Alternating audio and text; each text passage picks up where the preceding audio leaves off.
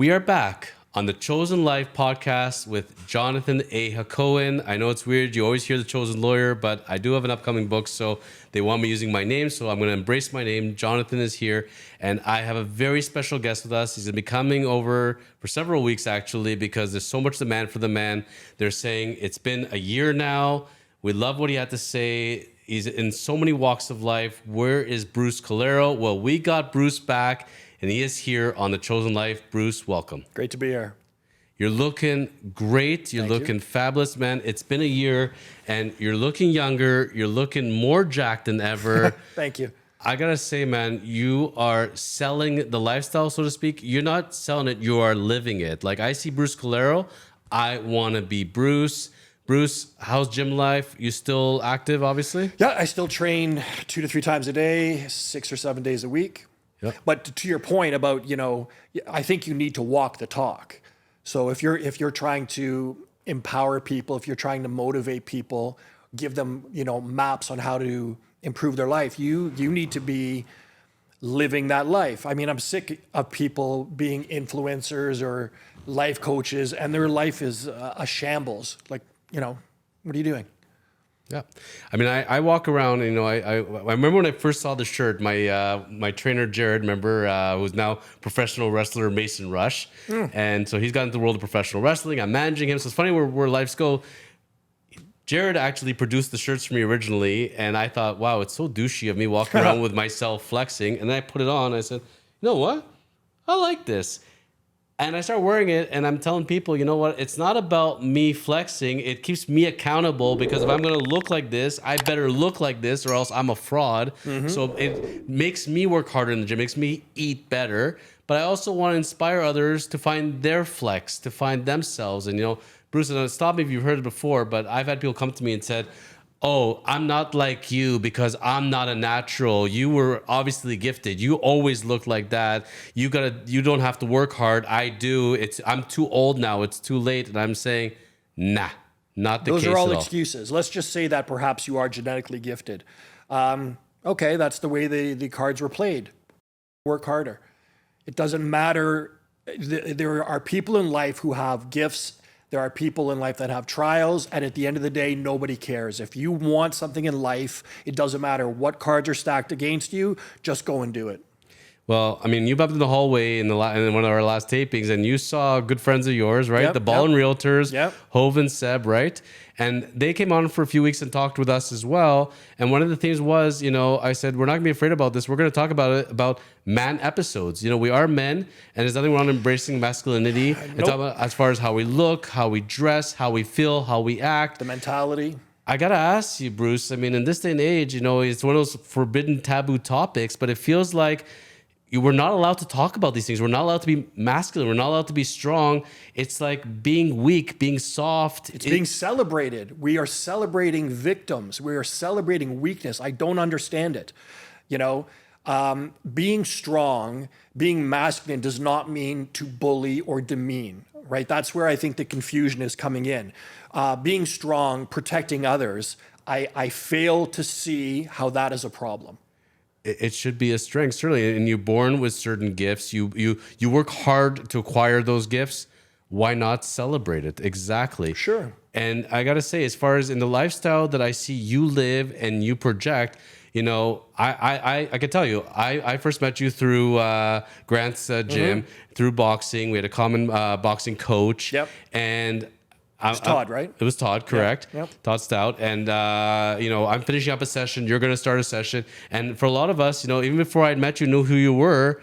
After my workout, after a good session, I like to grab, either my almond milk or a cold glass of water in my jug, grab some protein, grab some diesel and refuel myself, And that's one of the things is that's not a bad thing. That's a great thing. You're taking care of your body, you're feeling good. And the things that you're doing in life professionally, you're helping people with that.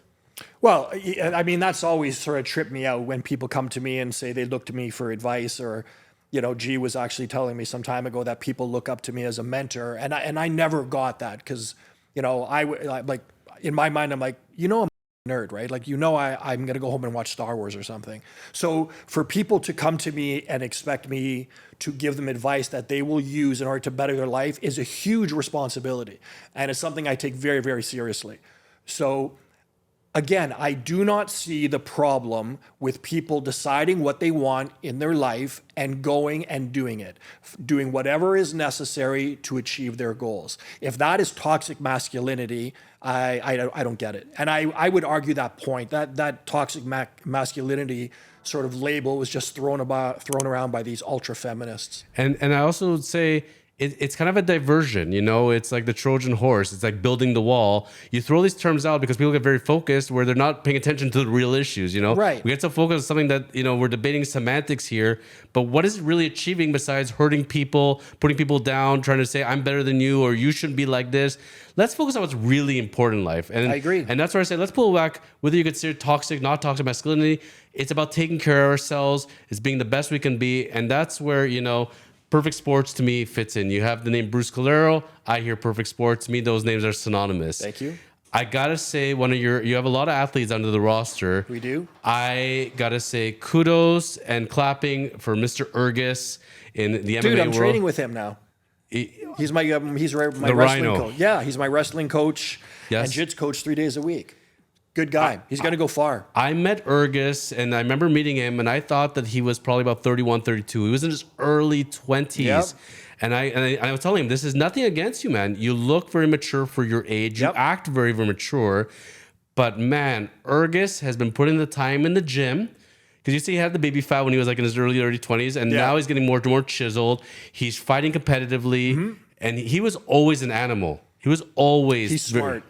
You know, like the problem in the fight world, even in the modeling world, is everybody focuses on the today, right? I'm a fighter, I'm a model. But what happens should you not be able to fight? What happens if you're not able to model? You need to have, you know, alternate revenue streams of for cash. You need to have other ideas of what you're going to do when this is over. And Urgis, to his credit, for being such a young kid, man, he gets that. How do you go? I'm going to ask you a difficult question, but how do you go about picking a perfect sports athlete? Do you simply say they're going to look good on the cover, No. or they have a really high social media, so that they're going to be a great promoter? Like, what does it take for a person to be a perfect sports athlete? I presume it's you coming to them; they're not coming to you. No, we get inundated daily with people coming to us. I was going to send you my membership, no, but in all seriousness, like there must be a huge pool, especially in our marketplace. How do you end up picking those candidates? Well, that's a good question. Their social media following does count for something to a certain degree, but most importantly, they need to share the vision of be great, right? Everybody within them has the capability of excelling at their life. Everybody has the capability of being great, which is why I picked that tagline. And to me, that's very inspiring. No matter where you are in your life, you could always be better spiritually, financially, physically, romantically, everything. That is a gift. You have the ultimate power to change your life just like that. So they need to share that vision. I'm not interested in paper tigers. I'm not interested in false bravado. They need to believe in the supplements, but more importantly, or equally as importantly, they need to believe the message. I'm not going to say specifically this person, but if Logan Paul or a Logan Paul type person calls you up and says, I'd like to have a meeting, do you have that? Take that meeting? Listen, to everybody bashing them, I will give him credit for their work ethic, right? He's a brilliant marketer. He's brought eyes to a sport that typically wouldn't have been there. Where I take a certain amount of disdain is that, you know, I bust my ass to train, and they're making sort of a mockery of the sport, the honor of the sport. But I give him full credit for the way he markets himself. I mean, the fight with Nate Diaz, for example, Nate made more money in that single fight than he did in his entire UFC career. So then it comes down to what is more important, the money or the honor, right? Honor doesn't pay your rent. And this is where I tell people, and we're not going to get into a whole bashing session on this part, because we know there are other products out there, not related at all to what you're doing, you know, but you'll see a Logan Paul and you'll see a Prime, for example. Yep. It's like, oh, Prime, fantastic. You know, he says, does it, it must be good. To me, I'm going to put it because I can say it. I think it's sugar water at best, and It's not a great formula. But to that point, we are actually just about to release our hydration drink. Halla freaking Luya, because Yes. I can tell you, Bruce, if you do a lot of yoga, if you do a lot of training, if you do boxing, I could say from the boxing world end of it, you need good hydration, and there isn't very much out there. And if it is, it tastes like utter garbage. Well, it's And- sugar water mainly, yeah, right? So yeah. no, with Hydro Splash, it's a dual hydration system. It not only rehydrates you, but it protects your cells from heat. And I had no idea on this because the one I wanted to talk about, because I know the product line. I've always waiting for the next one. When we had you on a year ago, I said to you, my favorite thing in the world from a health standpoint, I love my protein bars, and I can't find a good protein bar out there. Here we are sitting today in the year 2023, and it's happened. Yeah, the Diesel protein bar is out. Fantastic. How has the reception been on them so far? Incredible. Like, we are just about to release another product, and by the time this airs, it'll be out. It's called Sweat Effect. And I thought that was going to be received much better than the Diesel bar, and it's yet to be seen because the Sweat Effect product is revolutionary. In the realm of fat loss products, it's the same old same. This has never been done before.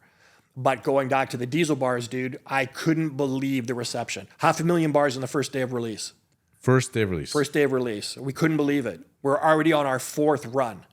And a lot of the issues, I went go looking for them. Either stores are sold out or they're not carrying them yet. They're like, people keep asking.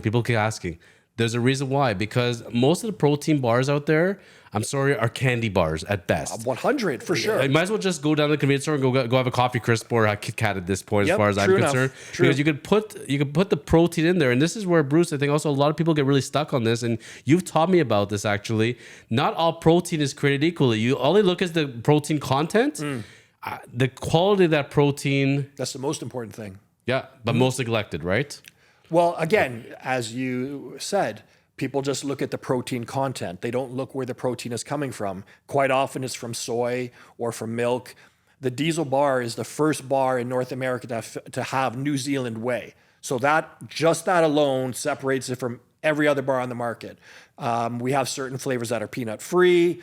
It's a great bar. It tastes great. We're very, very proud of it. But again, it comes down to, we don't want, what I think is wrong with this industry is everybody now is just a Me Too product, right? Whereas we are trying our best to do things like next level, above and beyond what's being out there. So you're going to launch a protein bar. Is this Bruce Colero sitting in his kitchen, getting ingredients flown in, and you're sitting and putting it together? No. How does it come together? Like from the concept idea of a bar, hypothetically, to it being in the store. How many hands did this touch? Like what's the process? Many, many hands, right? Like, I have to give credit to the team at Perfect Sports. I have an incredible team that I work with, and from formulation to package design to marketing to and the Diesel bar was just riddled with problems. There was always something that was coming up, and then Shoppers Drug Mart was like, we want this product right away. We're going to delay our reset for you to put your bars in. So we were hustling our ass to get it in, and then there was problems. But at the end of the day, like I say, man, if you want something to happen, I don't care for excuses. Just make it happen. And like doctors, nutritionists, like there are professionals involved as far as all these formulations, right? Like it doesn't, and not just the marketing people, not just the packaging people. Like I couldn't even imagine how many people get involved in every step of this thing until it happens. Yeah. But for people to understand, like it's born as a concept. You finally see it in stores. You're holding your hands. It's a process to get there. But it's also exciting to see it come from here to actually hold it in your hand. Like that's a trip. Talking about. We have products that we have developed deep into next year. We have a greens formula. We have there's even things I don't want to talk about because the competitors generally follow my shit and then they copy us. So of course they do.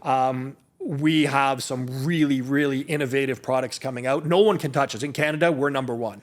Where I really commend you among so many other things is you're true to your values. You told me, and we talked about off air, if it's not going to be to the quality and with the specifications of what I'm going to need, I'm not launching it. Let's be frank. A year or 2 years ago, you could have put an inferior product out there and you could have sold millions and millions of them like everybody else. Yep. You chose to not make that money because it's not to your standards. Right, because I have a responsibility to the end consumer. It's not to you as a store owner. It's to this guy here who's trusting me that I'm not going to screw him over, right? Like that is a huge responsibility. He's giving his money to you and it coming to me, believing what I'm telling him. And I can't screw people over like that. I don't know. And unfortunately in this industry that happens quite often, but I can't do it. I got to ask you, as we finish off today's episode, and we're talking about Perfect Sports a lot today, and as far as exciting launch of the bars and other products and more to come, hydration, how do you figure as far as which countries to launch into and which stores to work with? Like, there must be so much that goes into that. Well, we're in 23 countries now. And as we talked about, I've expanded into a new building, which will enable me to expand my manufacturing, which will enable me to do 1 container per second.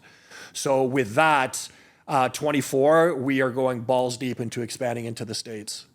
Incredible. Yeah. I mean, and we know, for example, reaching the California market on its own is about the size of Canada. It's incredible. Texas is the size of Canada, right? So what we did in Canada, how we took over Canada, we're going to do that everywhere else, every other country, global. I want to be global with this. Well, I mean, our demographic, as far as I've been told from our channel, is that men aged 25 to 45, all based in the United States.